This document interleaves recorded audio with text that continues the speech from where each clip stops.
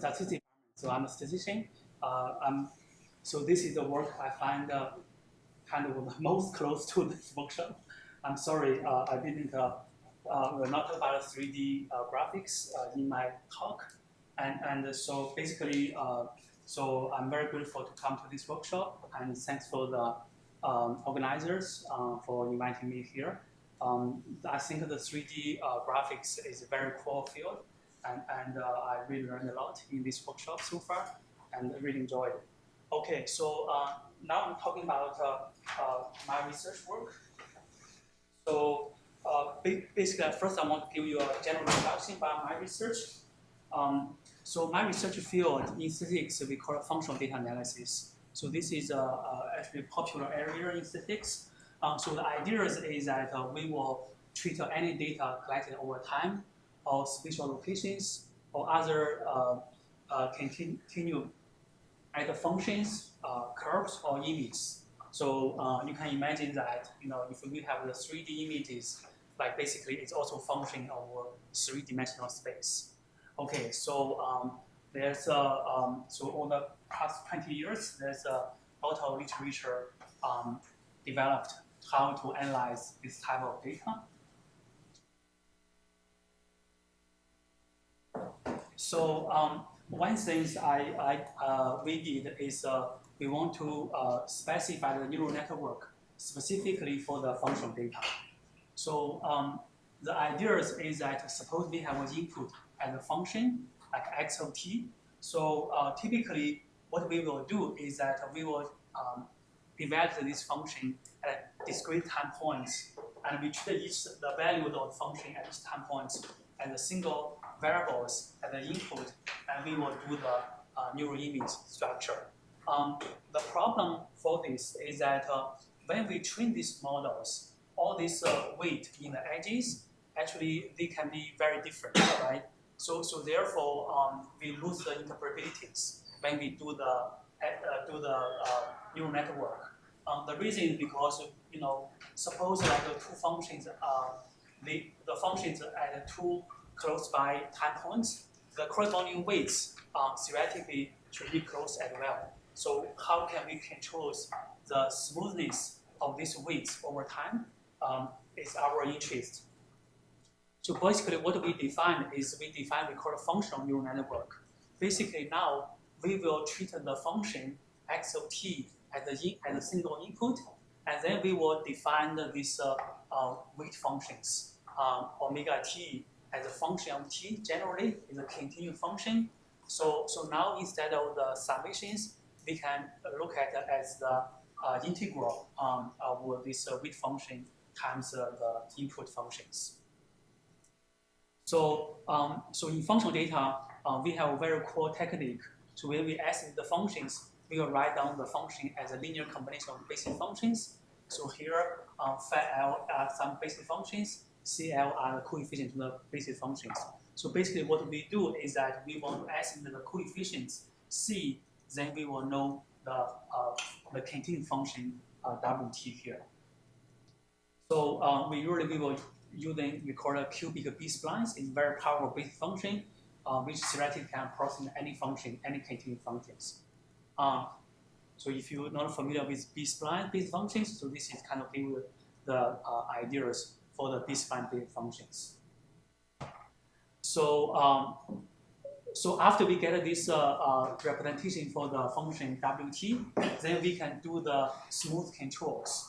So the idea we do the smooth controls is that in mathematics, we know that the roughness of function is can be categorized by the second derivative of the functions. So therefore, we call it the roughness penalty here.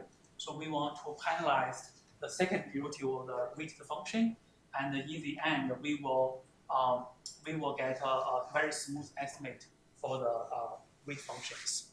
So this is give you the ideas. So generally, if we do a random neural network, the weight at each time points can be very different, right? But like now, if we want to have a smooth weight functions, it will become much more smooth over time. So then we will gain interpretabilities when we train the models. So now let me talk about this different topics here. We do the image analysis. So the idea is that basically we know that breast cancer is the leading cancer among women. And so now the main breast cancer screening strategy is to do the mammograph. So, I have collaborators, like they collected the mammograph image, for around 785 women, and among them 246 diagnosed with breast cancer. I'm not sure, like maybe the mammogram graph image can also be 3D, but now we treat it as 2D at this moment. So basically what we want to do is that we want to extract interpretable features from the mammogram image, and we want to predict the onset of the breast cancer. So this is the sample grams from 2 individuals. And so basically we will first do the registrations. So they have roughly the same shape. And then we will do a thing called we call a bivariate spline smoothing. Okay, so basically because this mammogram image is irregular, have irregular boundaries. So what we do is that we try the triangulations. So this is the kind of two-dimensional triangulations. And so we can approximate any shape in this 2D surface very well. And after that, what we do is that, so here, for each of these triangles, actually we can define a basic function on the triangles. So here, this is we call Bernstein polynomial basic functions. So on each triangles, we can define these 6 basic functions, and theoretically, it can approximate any 2-dimensional functions on these triangles very well. Okay, so what we do is that we will write down the target smooth image as a linear combination of these basic functions. So now the basic functions is these 2-dimensional bivariate spline functions. And also we will add the penalties. So in the 2-dimensional functions, we will look at the second partial derivatives to penalize the roughness on this smooth image. And then we can do the penalized likelihood function, and we will get a smooth image. So then we will do we call the supervised functional PCA. Okay, so this is our main methodology. So before we go to the functional PCA, let me give just this is the regular PCA. So so I know PCA is widely used in this 3D image analysis. So this gives you the ideas for the PCA. Basically, suppose we have the 2-dimensional data, and we want to do the dimension reduction. So we want to find the directions with the greatest variations. And so this solid lines will be our first principal components. So this is the ideas for the functional principal component analysis.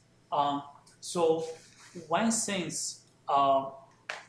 basically what we want to do is that we want to, suppose we have a vector x, have a covariance sigma, and we look at, we have the principal component u here, and we look at the projection of x on the direction u, and we want to maximize this variance.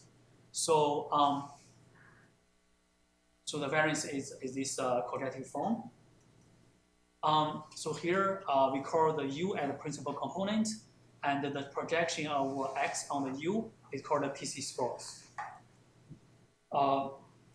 So you see here, when we estimate this principal component, the u, again, this is a kind of discretized vector, so we don't have any controls on the u's. Okay, so now suppose here we have this smooth function z, 2-dimensional functions, and so we want to do the dimension reduction on this image, and so basically we want to get the principal components, and at the same time we want these principal components to have some smoothness and what the image show that.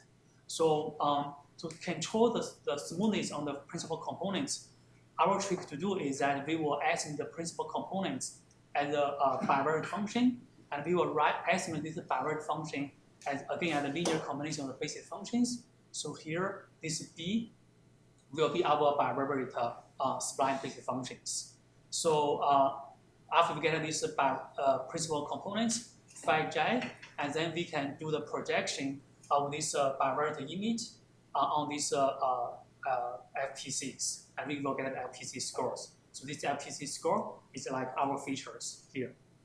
So basically, we do this dimension reduction on these bilateral images, and we project a high dimensional bilateral image to a very low dimensional FPC scores. So this is a very powerful dimension reduction features, and I will show you later on. Like we are able to, project to a big mammogram image just to two-dimensional features, and we are able to capture the most information to do the prediction. Okay, so this is the functional PCA. So we also developed the called supervised functional PCA. So the idea is that basically here we want to find the feature to predict the onset of the breast cancer. So the conventional functional PCA approach is try to maximize the variations among these features, these FPC scores, right? So what we do is that we will add a supervised term. So basically, when we get these features, these FPC scores, you can see here, we also want to maximize the correlations of these features with this survival time. This capital T is the survival time after diagnosis with breast cancer. Okay, so we added this covariance term here. So this is what the supervised term comes from. So then we want to maximize these both terms together. So we add these two terms together, and we do a trade-off between maximize the variance among the FPC scores and also the covariance of the FPC score with the survival time capital T here. And we have a parameter theta control the trade-off between the fitting to these two criterions. If you're familiar with so for survival time, so basically for the survival studies, they typically we will have a cutoff for the study. So basically, we will follow up these individuals for 10 years, for example, and after 10 years, they have to close the study. And so maybe some individual will never get the breast cancer in the end, right? So in statistics, we call it right sensor. Okay, so we don't know exactly the onset time of these breast cancer events. So because we have this missing data, and we know that the survival time for these individuals will have a survival time greater than this cutoff time. So in order to deal with this type of information in statistics, we come with a very cool covariance structure, covariance definitions to measure the correlation of FPC score with this specific survival time. Okay, so I will not talk about the details. So then we developed this criterion to estimate these supervised FPCs. So basically, in the end, we can write down this criterion into these corrective forms, and then we can do the IB combinations. I'm not go to the details. Let me show you what the FPC score looks like. So basically, this graph is the first FPC. Okay, so so here the KC is the FPC score, basically the projection of the smooth image on these supervised FPCs. Okay, so here basically you can think about this first FPC phi 1 as the weight on this image, right? So this FPC score basically is the weighted average of the smooth image Z here. Okay, the FPC phi here serve as the weights. Okay, so then for this supervised FPCs, you can see is positive on the red regions and blue on the negative on the blue regions. So basically, the first FPC scores can be interpreted as a weighted average. Yes. So it will be calculated as a weighted average of this mammogram image. And So because they have this negative weight on these blue regions and positive weight on the red regions, so these LPC scores can be integrated as a difference of this image on the red region compared to the blue regions. So that's why when the doctor see the mammogram image, they want to look at the difference, right? So so from here we actually can tell the doctor which region needs to look at the difference between the in the image areas. So they will find any sign for the breast cancer. So these FTC scores are interpretable. And basically, okay, so this is like the top one is from the conventional functional principal components. You can see it's also very smooth by-rate functions. And so this one is our own supervised FTC estimated by considering correlation with the breast cancer survival time. Okay, so so then we can look at the geometry reduction. So basically, we can project all the mammogram image to this two-dimensional space expanded by the two LPCs, and you can see here that using our supervised LPCs, the projection will be more separable. So the red one is the subject with breast cancer, and the blue one is without breast cancer. We can do the classifications. And then we can put this estimated LPCs to predict the breast cancer. I will not talk about the details here. So this is the prediction results. So with our new features, we just added 2 features based on the mammogram image. We are able to increase the prediction for the breast cancer. So I will not talk about the details. So basically, this is the summary for our supervised LPCs. So we are able to try to extract features from these smooth images, and so these features are interpretable, and so we can accommodate this irregular boundary image by using flexible bi-rate splines or triangulations. Okay, thank you for your attention.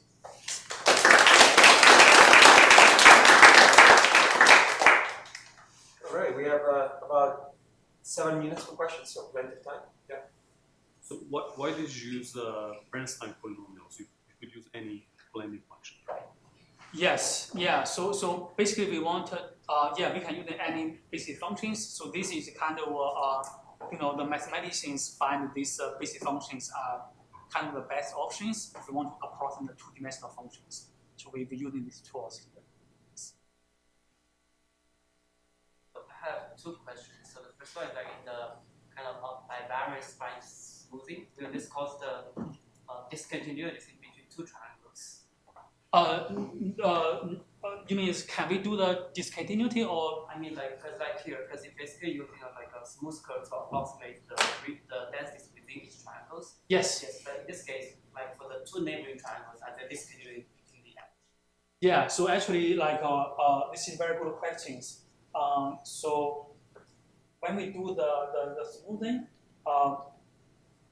so here basically you're right. Like so we kind of when we do this basic functions is only defined on each triangles, but we also actually have constraints on these coefficients such that it will have a continuity and also smooth over the edges. So in the end, we can get a smooth bi-rate function over the whole domains.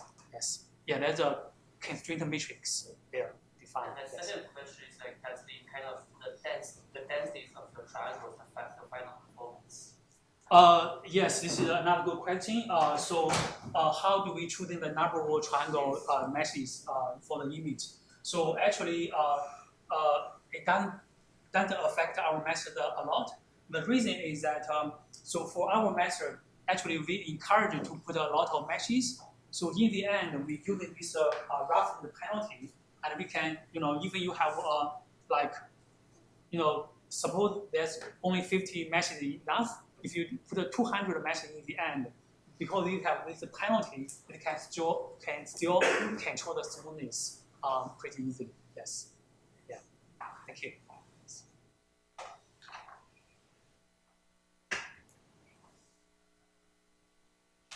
Yes.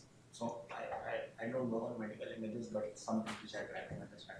Mammogram images are like X-ray scans, right? Mammogram images are like X-ray scans, like 2D images, right? I think it's, I'm not sure, like I think probably it's 2D image, but I'm not sure if they have a 3D image available. Yes, which I was trying to think of. Which cancer, has 5 components, right? Yes. And then you try to, for each of the component, you try to find out what are the each like, whether it will be classified or and that gives some prediction about like is there breast cancer in that particular region, and if there is, then you classify that as.